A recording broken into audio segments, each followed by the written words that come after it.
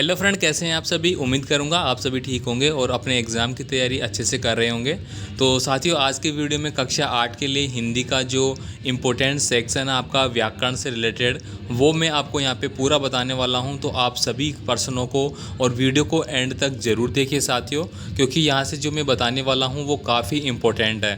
जैसा कि दोस्तों आपका टोटल पेपर 80 नंबर का है, तो यहाँ पे मैं आपको जो बताने वाला हूँ वो लगभग आपके कम से कम 30 नंबर का पैटर्न है, वो मैं आपको बताने वाला हूँ। तो ये 30 नंबर तो आप आराम से ला सकते हैं, बस आपको एक आध स्टेप ध्यान रखना है बस, ठीक है। बाकी आपको पता ही है एप्लीकेशन लिखना, पत्र लिखना, तो मैं आपको बताने वाला हूँ किस किस फॉर्मेट में आपको कैसे याद करना है।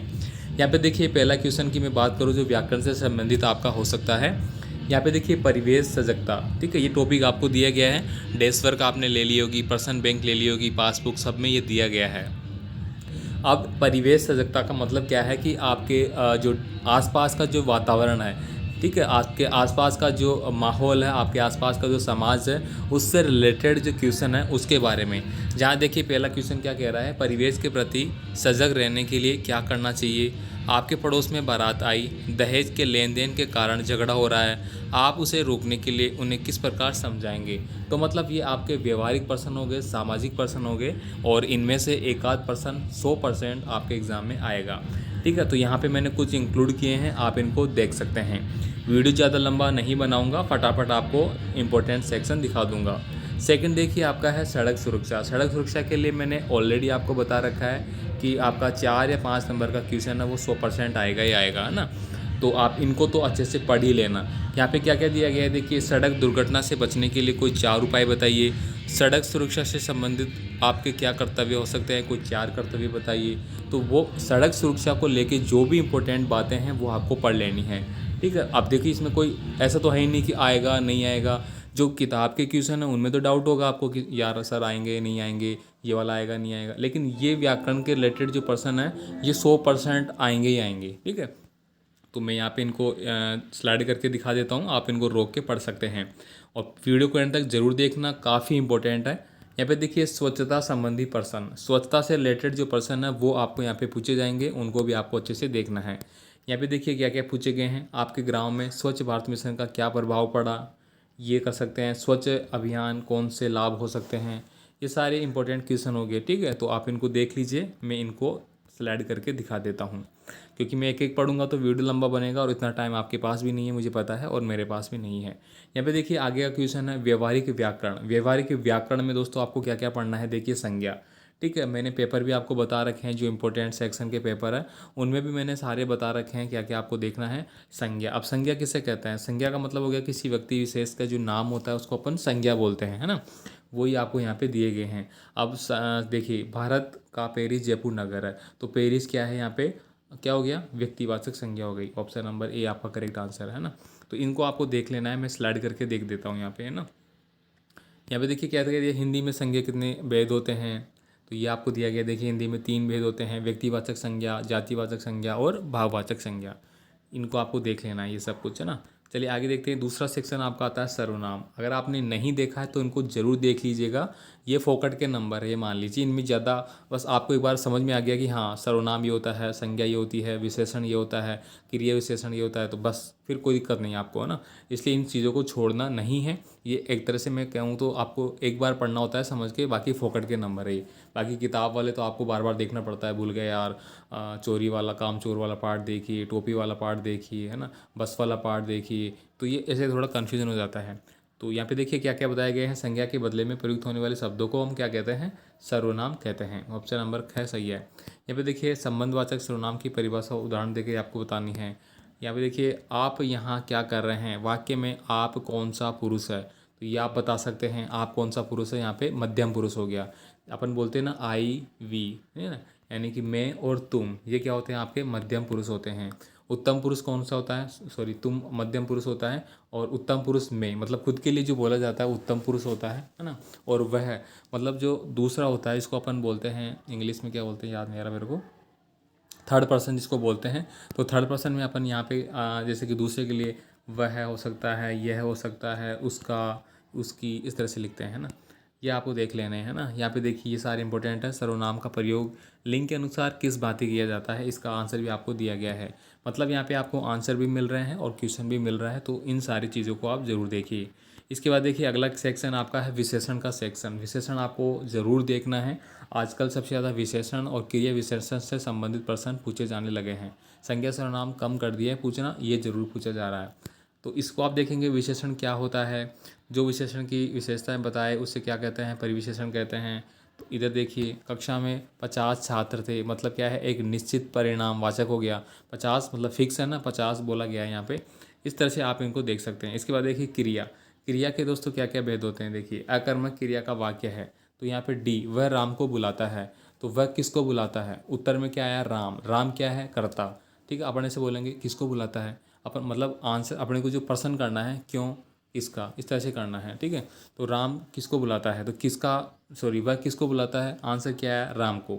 अगर कर्ता आता है तो वह क्या होगा, आपका अकर्मक होगा। और क्रिया आती है तो क्या होगा, सकर्मक। जैसे कि सीता गाना गाती है, तो वह क्या गाती है, तो क्या आंसर आ रहा है, गाना। तो गाना क्या है, आपकी क्रिया। तो क्रिया, ऐसे क्रिया का जो भाव आ रहा है तो वह क्या हो जाएगी, आपकी सकर्मक। ठीक है, क्या हो जाएगी, सकर्मक। और अगर कर्ता मतलब राम, श्याम, कोई का भी नाम मान लीजिए, अगर अपन प्रश्न पूछ रहे हैं कि राम जयपुर जाता है, कौन जयपुर जाता है, राम, तो राम नाम आया, राम का मतलब क्या होगा, किसी व्यक्ति का नाम, तो वो क्या है, आपका अकर्मक। समझ गए, बस इतना ही है इसमें और बाकी कुछ नहीं है। ये मैं यहाँ पे देखिए बहुत सारे दिए गए हैं आपको। इसके अलावा आपको उपसर्ग दिए गए हैं, उपसर्ग आपको पढ़ लेने हैं। 21 उपसर्ग होते हैं आपके। ठीक है, प्रा, पर, अभी, ठीक है, इस तरह से होते हैं।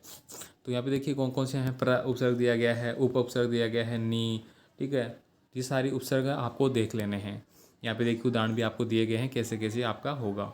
इसके बाद देखिए यहाँ पे ये और भी क्वेश्चन आपके, जयपुर शब्द में प्रत्यय कौन सा है ना, तो यहाँ पे स प्रत्यय है ई। ठीक है, जयपुरी में, तो जयपुरी में क्या हो गया, जयपुर तो आपका मूल शब्द हो गया और ई आपका क्या हो गया, प्रत्यय हो गया। ठीक है, ये आप समझिए प्रत्यय जो होता है आपका, वो आपका क्या होता है, अंत में लगता है किसी शब्द के। और जो उपसर्ग होता है, ठीक है, उपसर्ग जो होता है वो आपका क्या होता है, पहले लगता है शब्द के।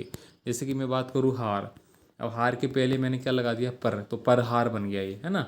अगर मैं हार के आगे दूसरा लगाता हूँ, मैं मान लीजिए हार, ठीक है, और यहाँ पे मैं ई लगा देता हूँ, तो ये क्या हो गया, हारी। ठीक है, तो हारी मतलब मान लीजिए मूल शब्द का कोई बनता है, तो इस तरह से आपको करना है। इसके अलावा देखिए यहाँ पे विलोम शब्द होते हैं। विलोम शब्द तो आप कर ही लेंगे, इतना सा तो मुझे विश्वास है आपके। यहाँ पे देखिए वाक्य रचना। वाक्य रचना में आपको वाक्य बनाना होता है। वाक्य आपके 3 प्रकार के हो गए, साधारण वाक्य हो गया, ठीक है, संयुक्त वाक्य हो गया और मिश्र वाक्य हो गया। तो इन तीनों में से आप कोई सा भी कर सकते हैं, जो भी आपको पूछा जाएगा एग्जाम में, है ना। यहाँ पे देखिए मिश्र वाक्य का मतलब क्या हो गया कि 2-3 वाक्य मिले हुए हैं, जिसमें एक प्रधान वाक्य होता है, एक उपवाक्य होता है, एक आश्रित वाक्य होता है, इस तरह से। तो आप इनको पढ़िए। देखिए कठिन परिश्रम करके उसने परीक्षा में प्रथम श्रेणी प्राप्त की, तो यहाँ पे क्या आ जाएगा, उसने, बै। ठीक है, यहाँ पे इन सारों को देख लीजिए आप, यहाँ पे मैं स्लाइड कर देता हूँ। इसके बाद देखिए वचन। वचन आपके कितने प्रकार के हैं साथियों, वचन आपके हिंदी में कितने प्रकार के होते हैं, 2 वचन, एक वचन और बहुवचन।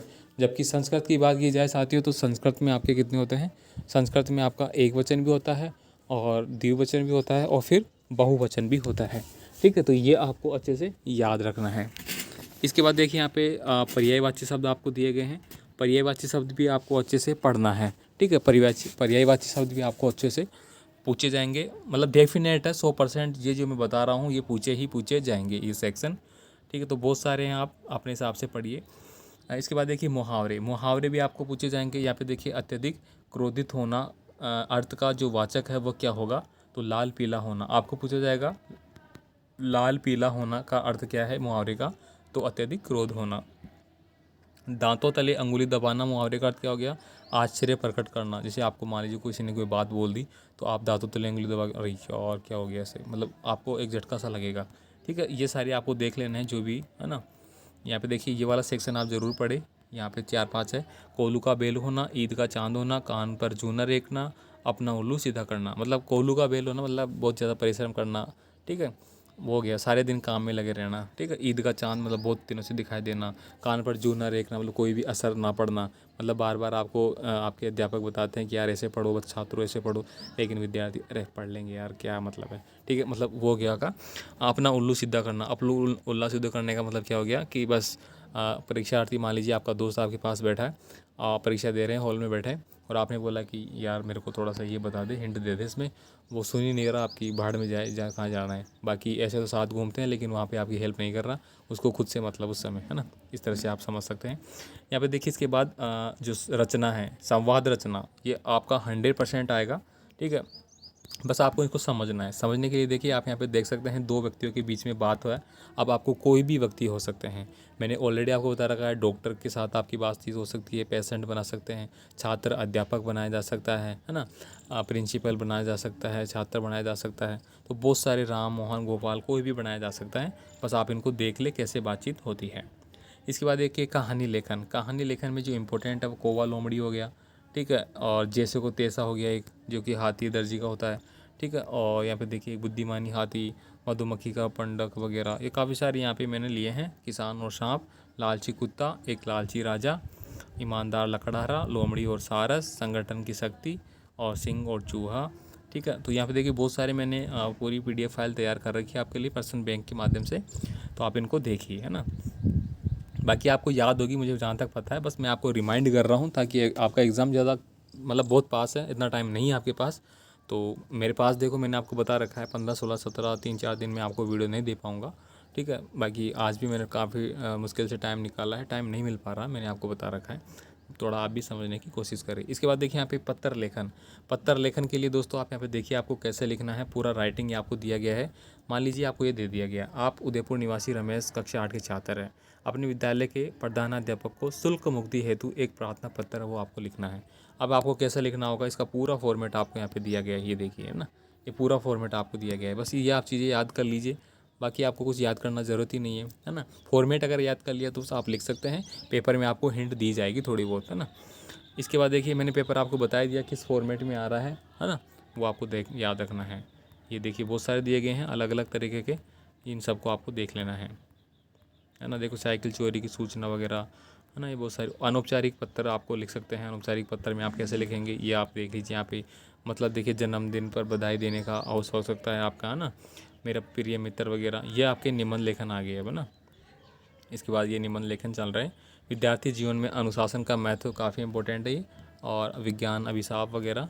और इसके बाद देखिए यहाँ पे आपको होगी सर जल्दी जल्दी चला रहे हो या क्या करूँ, देखो आपका भी टाइम ख़राब नहीं करना चाहता और आपको फटाफट से जो भी मैटर है वो मैं देना चाहता हूँ। यहाँ पे देखिए लास्ट वाला मेक इन इंडिया, इसको आप ज़रूर पढ़ ले एक बार, है ना। तो ये सारा जो भी व्याकरण से संबंधित आपका चैप्टर थे इंपॉर्टेंट, जो कि लगभग आपके 30 नंबर के आसपास के होंगे, तो इनको आप अच्छे से देखिए। कोई भी डाउट आप मुझे कमेंट करिए, और मैं ज़्यादातर मैं कोशिश करूँगा कि आपको बेस्ट वीडियो दूँ, जैसे कि आपके एग्ज़ाम की तैयारी अच्छे से हो, है ना, और आप अच्छे से एग्ज़ाम में परफॉर्म करें और ठीक है अच्छे से पास हो, यही मेरी आशा है। चलिए दोस्तों मिलेंगे फिर अगले वीडियो के साथ अगले पेपर में। धन्यवाद।